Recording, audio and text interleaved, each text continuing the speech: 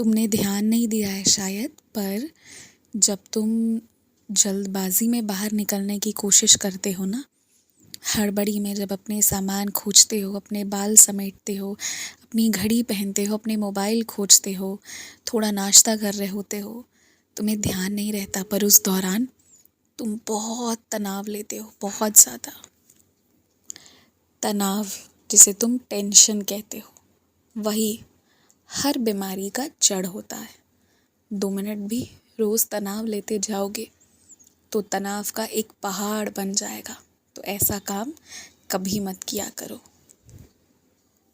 तुम पूरा दिल लगाकर कोशिश करना, तुम्हें अच्छी नौकरी निश्चित हाथों में मिल जाएगी। इसलिए अब उस बात का तनाव मत लेना। बहुत ज़्यादा धन के पीछे मत भागो।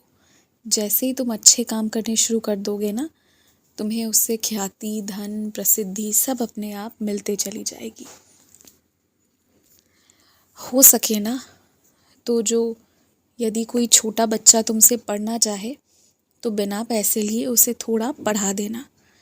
तुम्हें लगता है कि तुम्हें कुछ आता नहीं, तो एक तो तुम्हारी गलतफहमी दूर हो जाएगी, और दूसरा तुम्हारी इस निःशुल्क पढ़ाने से उसका बहुत बड़ा काम हो जाएगा, क्योंकि वो अपने लिए इतने पैसे नहीं जुगाड़ सकता कि वो विद्यालय के अलावा कहीं किसी से कुछ पढ़े और कुछ पूछे।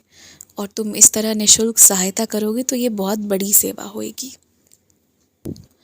और हाँ, जिन लोगों ने तुमसे कहा है ना कि उनकी तबीयत ठीक नहीं है, जिसकी तरफ से आया है, तुम उसके लिए प्रार्थना ज़रूर करना, और उसके नाम का दीपक अपने घर पर भी प्रज्वलित करना।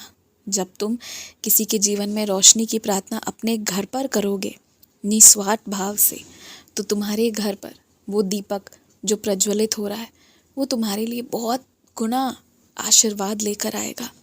इसकी करिश्मा तुम अभी समझ नहीं रहे हो, पर ऐसा करना ज़रूर। तुम यदि भोग प्रसाद में तुलसी के पत्ते डालते हो तो उसके लिए अलग से एक और पौधा तुलसी का लगाकर रखो, और एक पौधा जो तुलसी चबूतरे में है वो पूजा के लिए अलग होना चाहिए। मुझे पता है तुमने जन्माष्टमी के बाद किसी को प्रसाद बांटा था, लेकिन वो व्यक्ति तक प्रसाद नहीं पहुंच पाया। याद रखो, मुरलीधर जिसे चाहेंगे उसे ही वो अपना प्रसाद, अपनी मधुरता देंगे, और उसे ही मिलेगा। जो छूट गए, इसका मतलब ये नहीं है कि वो तुम्हारे लिए सही नहीं है या वो गलत है, बल्कि बस ये समझो कि थोड़े कुछ और उनके अच्छे कर्म बाकी हैं, जिसके बाद उन्हें भी मुरलीधर के प्रसाद मिलेंगे। तो जिसे नहीं मिला उसका अफसोस तुम बिल्कुल मत करो। और हाँ, ये बात सिर्फ किस्मत की नहीं थी कि किस्मत में नहीं लिखा था इसलिए प्रसाद छूट गया, गुम गया, ये हो गया, वो हो गया। यहाँ बात ना लापरवाही की थी। तुमने तो प्रसाद दिया, पर सामने वाले व्यक्ति ने लापरवाही की, तो ये उसी के कर्मों का फल ही उसे मिला है, कुछ अलग से बहुत नहीं मिला है। तो ये बात भी जानने और समझने वाली है। और तुम ना अस्पताल जाने से मत डरो, अपना इलाज करवाओ।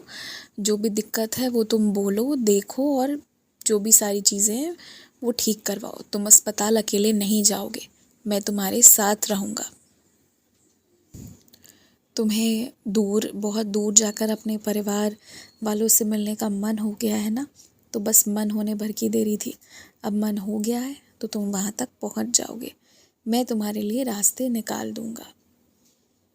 तुम बस देखो, टिकट देखो, देखना शुरू करो, बहुत जल्दी तुम वहाँ पहुँच जाओगे। और हाँ, आजकल तुम्हारे विचार तुम्हें बहुत परेशान कर रहे हैं, तो उन पर नियंत्रण पाना तुम्हारा ही काम है। तो नियंत्रण पाओ, उन पर काबू पाओ। मत ज़्यादा देर सोचो जो चीज़ नकारात्मक हो। ज़्यादा देर नकारात्मक बातों को सोचोगे तो जो लोग गलत नहीं है उनसे भी घृणा कर बैठोगे। ये नकारात्मक विचार की शक्ति होती है कि अच्छे लोगों से भी घृणा करवा देता है। तो ध्यान रखना, इस बात का ध्यान रखना। खुश रहो, मुस्कुराते रहो, आगे बढ़ते रहो। दीर्घायु भव।